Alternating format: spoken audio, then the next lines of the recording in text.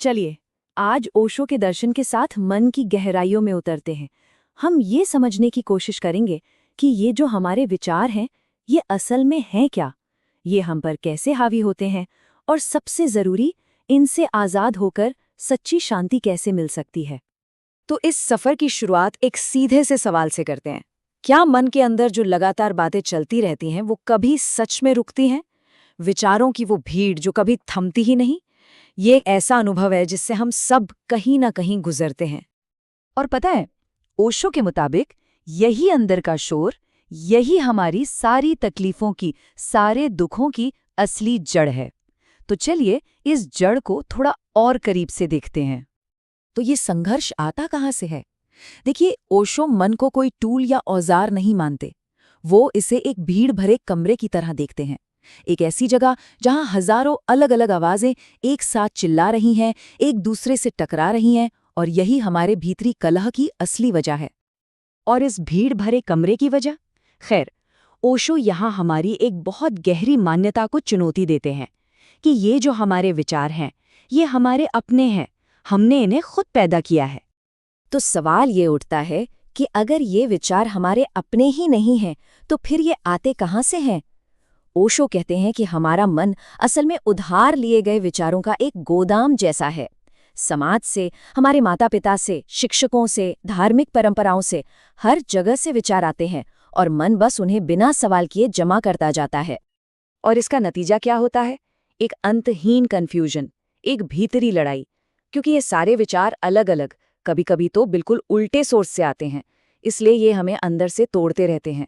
एक हिस्सा कुछ कहता है तो दूसरा कुछ और इसी टकराव की वजह से हम कभी पूरा महसूस ही नहीं कर पाते।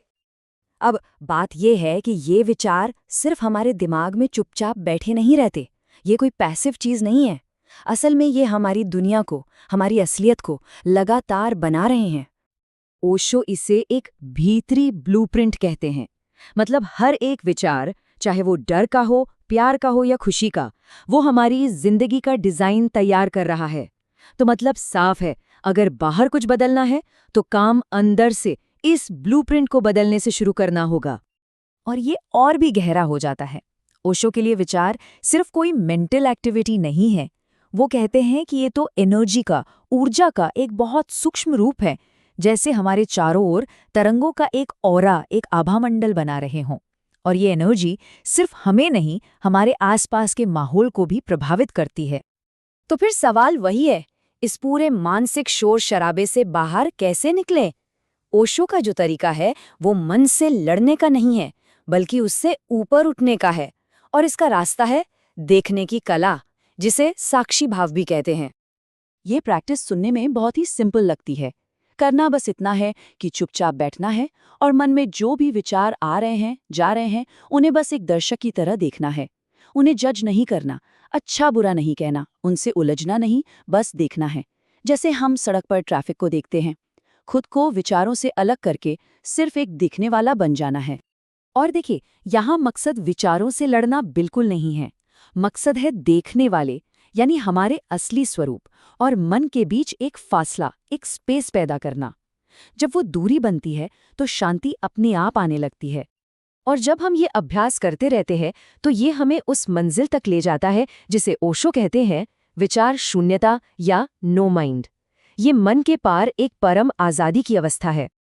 देखिए, सोचने में और जागरूक होने में एक बहुत बड़ा फर्क है। सोचना एक मैकेनिकल प्रोसेस है जिसमें मेहनत लगती है, जो हमेशा पास्ट या फ्यूचर में भागता रहता है। वहीं दूसरी तरफ जागरूकता, वो विचारों के पार एक शांत उपस्थिति है जो सिर्फ और सिर्फ वर्तमान में, इसी पल में होती है। तो नो माइंड का मतलब ये नहीं कि दिमाग खाली हो गया या काम नहीं कर रहा। इसका मतलब है विचारों के शोर से आज़ाद हो जाना।